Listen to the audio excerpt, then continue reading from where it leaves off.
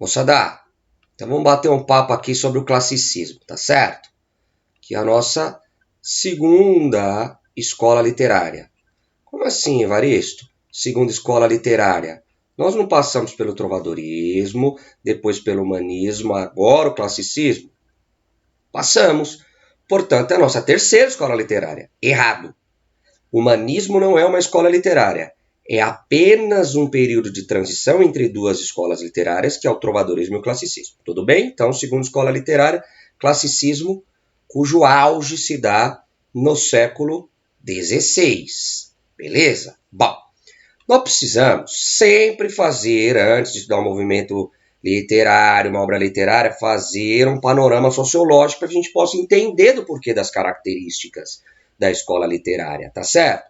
Então, o século XVI é o auge do chamado Renascimento. E o que é o Renascimento, né? Como que o Renascimento se configura? Bom, nós vamos estudar o Renascimento a partir desse prefixo aqui, ó. Eu acho que é uma boa introdução, que é o re, que significa de novo, novamente, outra vez, certo? Então, renascimento é nascer de novo, é nascer outra vez, nascer novamente. Uma coisa só pode nascer de novo, renascer, se ela morrer. Então, renascimento pressupõe uma morte. E uma morte pressupõe um nascimento. Tudo bem? Uma coisa só pode morrer se ela nasceu. Logo, uma coisa só pode renascer se ela nasceu, tá? Então, o que seria o nascimento, assim? O nascimento da cultura, o berço da civilização ocidental. Antiguidade clássica. Grécia Antiga, Roma Antiga, Egito Antigo. O que seria a morte da cultura? Ou quando seria a morte da cultura? Idade Média, que é compreendida de forma pejorativa, preconceituosa e equivocada como Idade das Trevas. Então, essa perspectiva de que a Idade Média é o período das trevas, porque na Idade Média não tem pensamento intelectual, não tem florescimento cultural, etc., é uma visão construída pelos renascentistas. É óbvio, eles querem destruir o modelo de sociedade, a concepção intelectual cultural anterior a eles, tá certo? Uma visão equivocada, na medida em que, não é verdade que na Idade Média não tinha pensamento intelectual. Basta a gente pensar na existência de Santo Agostinho, que inclusive é um filósofo barra teólogo que tem muita influência da filosofia do Platão.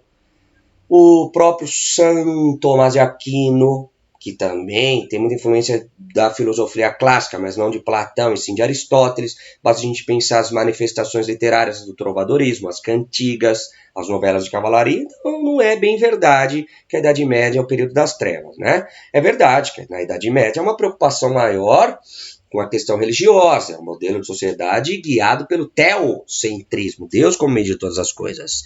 Mas não é porque uma determinada cultura pensa de forma diferente da forma como a gente pensa, que aquela cultura não pensa. Ela pensa, só que de forma diferente, tudo bem? Então tem sim florescimento do pensamento intelectual, filosófico, tá? Enfim, bom, o que seria o Renascimento? Uma retomada, uma busca de retomada, pelo menos, do modelo de sociedade, modelo de configuração, de pensamento, etc., da Antiguidade Clássica. Então, renascimento cultural, urbano, científico, filosófico, urbano, etc. Tá? Bom, isto posto, eu vou dar uma dica aqui. Toda vez que nós formos estudar um período histórico novo, nós vamos separar em 3 aspectos. O que aconteceu de relevante politicamente. O que aconteceu de relevante economicamente. E o que aconteceu de relevante socialmente. Tá? Então, pensando aqui no Renascimento, um período histórico muito importante, revolucionário, hein? O que marca esse período politicamente é o retorno à centralização política. Política centralizada. Por que eu digo retorno? Porque na Idade Média a política era descentralizada, não havia centralização política, tá? Então isso equivale a dizer que agora tem uma Constituição, tem leis, tem regras que regem a sociedade, tá certo? Agora, falar em centralização política é muito pouco, tem que especificar qual é o modelo de centralização política. É um presidente? É um imperador? É um déspota? É um rei? Aqui surge uma nova forma de organização política, conhecida como absolutismo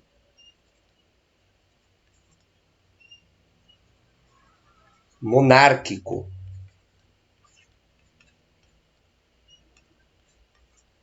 Isso quer dizer, moná vem de mono arquia governo, governo no qual um manda. E quem é esse um que manda? É um rei, certo? E esse rei manda de forma absoluta. Ele está acima da Constituição. Inclusive, o rei vai acabar sendo considerado um dos representantes de Deus na Terra. Muito bem. Economicamente, surge uma nova forma de organização econômica chamada capitalismo. Beleza? Que é a nossa forma de organização econômica até hoje. No entanto, hoje nós estamos no capitalismo financeiro. Aqui, neste contexto, é o capitalismo mercantil. Você pode chamar também, eu até prefiro, tá? Mercantilismo. Por que eu prefiro mercantilismo e coloco capitalismo mercantil? Porque eu quero enfatizar aqui a gênese do capitalismo. Tudo bem? Agora, vamos entender melhor assim como surge esse capitalismo, porque é um assunto muito importante. Então, para isso, eu vou para outro quadro aqui. Vou fazer um mapa da Europa, do mundo conhecido na época, mais do que da Europa. Então, aqui, Europa, Itália, Grécia, tal, África, Oriente, beleza. Tá aqui meu mapa. Bom, o fato é que durante a chamada Idade Média, os italianos, vamos chamar tudo isso aqui de Itália, só que só vai se unificar e se tornar Itália efetivamente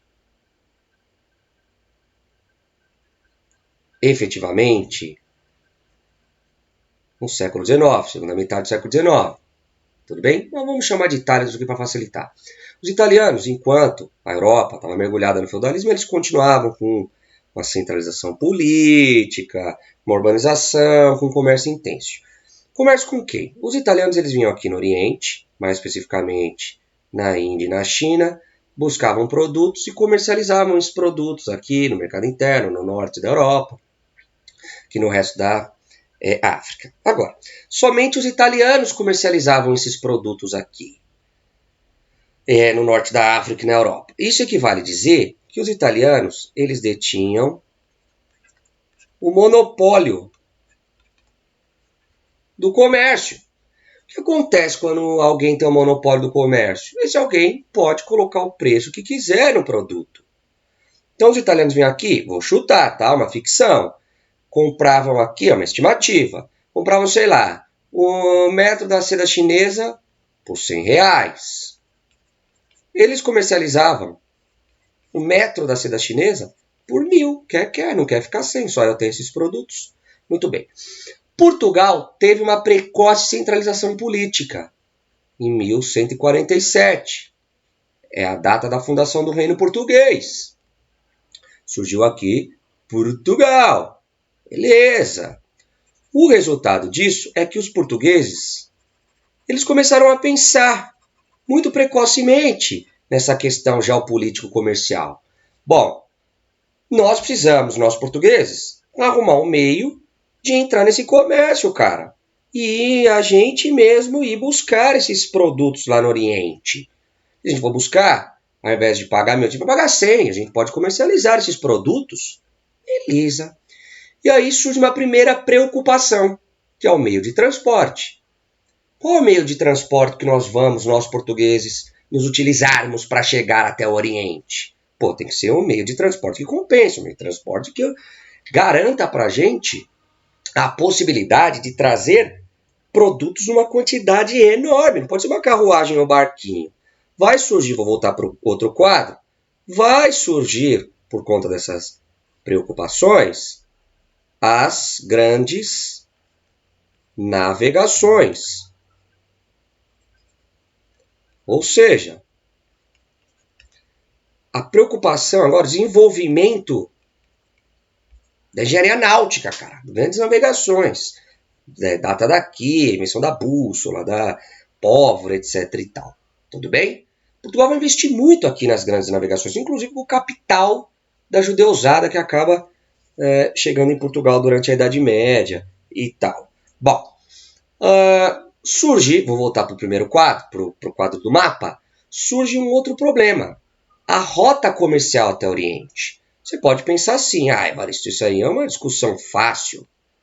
Basta os portugueses saírem daqui e passarem pelo mar Mediterrâneo que eles vão chegar no Oriente. Não é tão simples assim. E por que não é tão simples assim? Porque o mar Mediterrâneo, está aqui o mar Mediterrâneo, ele era chamado, desde o Império Romano, ele tinha o apelido de Mare Nostrum. Quem controlava o mar Mediterrâneo aqui, eram os italianos. Você acha que os italianos vão deixar os portugueses passarem por aqui? Jamais! Então surge a necessidade de se conquistar uma nova rota comercial para o Oriente. É aí que no ano de 1498, o grande navegador português Vasco da Gama vai sair aqui do porto de Lisboa, vai contornar todo o oeste do continente africano, vai chegar no Cabo das Tormentas. Até aqui sem novidade, porque os portugueses já conheciam essa rota desde o começo do século XV. Tudo bem? A novidade do Vasco da Gama é conseguir passar pelo Cabo da Boa Esperança. Aqui ele já está, como diz o Camões, navegando em mares nunca dantes navegados. Vai chegar até um reino, que é o reino de Melinde, e vai chegar finalmente até Calicut, conquistando uma nova rota comercial para o Oriente. Com isso, os portugueses entram pesado no comércio e conseguem quebrar o monopólio do comércio italiano. Agora não são somente os italianos que fazem comércio. Agora os portugueses também vão fazer. O que acontece? Os portugueses, eles vão, estou chutando aqui, tá? Se os italianos cobravam 1.000, os italianos vão cobrar 500. Tá? Com isso, os portugueses dão início a um negocinho chamado livre concorrência. Quebra do monopólio, livre concorrência. Pronto. É isso que dá-se o nome de capitalismo mercantil. Depois, óbvio, dos portugueses, vários outros países também se arriscaram nos mares e tal, e entraram nessa onda de mercantilismo. Tudo bem? Aí a gênese do capitalismo mercantil. Muito bem. Um dos resultados do capitalismo mercantil e os dos descobrimentos marítimos foi o colonialismo e a descoberta, vamos colocar assim, muito entre aspas, descoberta de novos territórios. Por exemplo, o Brasil, que seria hoje o Brasil, a América, que seria hoje a América Espanhola, etc. Tá bom? É um resultado das grandes navegações do capitalismo mercantil. Muito bem. Do ponto de vista social, surge uma nova classe social, que é a burguesia. É a burguesia a classe social responsável pelo comércio. É a classe social que vai se arriscar nos mares. Tá bom? Então é uma classe social que vai ganhar muito dinheiro com o comércio. No entanto, não tem prestígio social algum, porque quem domina a sociedade, quem é a classe dirigente, a classe dominante, é a nobreza, é a aristocracia. A burguesia, repito, não tem prestígio social nenhum. Pelo contrário, o nobre olha para um burguês com um olhar de desprezo, com um olhar de nojo. Porque o nobre vive no ócio, imagina que o nobre vai se arriscar no mar para fazer comércio, tá? Isso é fundamental você saber, porque você não entende dois movimentos históricos do século XVIII sem passar por essa discussão, que é o Iluminismo e, posteriormente, 1789, Revolução Francesa. Porque são dois movimentos burgueses. É a burguesia que vai se incomodando com o fato de não ter protagonismo e nem direito de participação política, que vai se organizar primeiramente no iluminismo, que é o movimento intelectual da burguesia, com a burguesia vai montar as suas bases de pensamento, o que nós burgueses acreditamos do ponto de vista político, do ponto de vista ideológico, que nós queremos para a sociedade, e depois vai colocar o plano, os seus ideais em prática, tomando o poder com a Revolução Francesa, acabando com o antigo regime. Tudo bem? Então a gente tem que pensar assim, o iluminismo é um movimento intelectual, a Revolução Francesa é um movimento prático. Beleza? Isso tudo no século XVIII. Legal? Beleza. Bom, então esse é o quadro aqui para você compreender a mentalidade do Renascimento.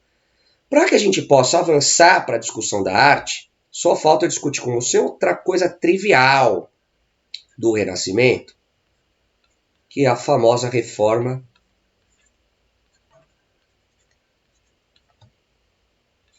protestante,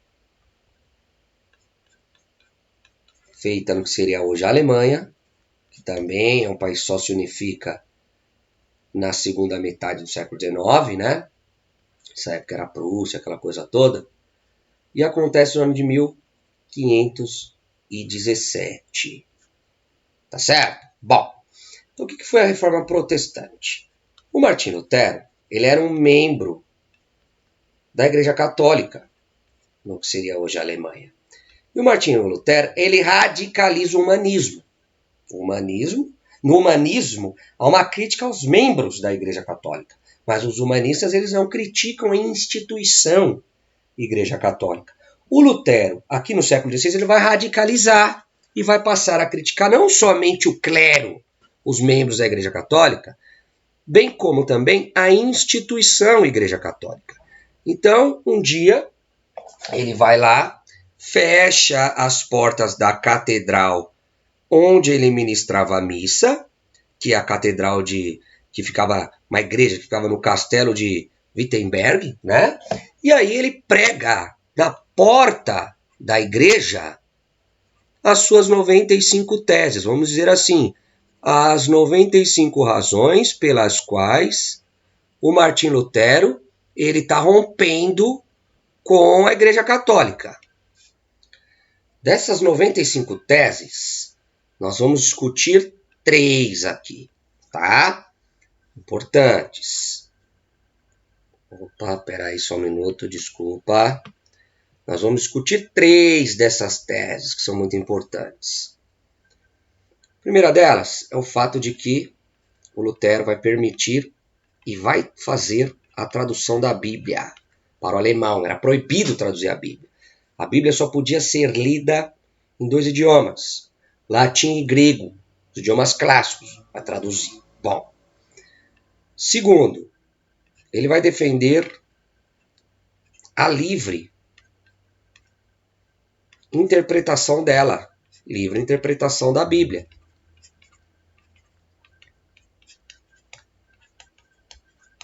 Com a tradução e a livre interpretação, ele possibilita para o homem comum que não conhece os idiomas clássicos a leitura da Bíblia.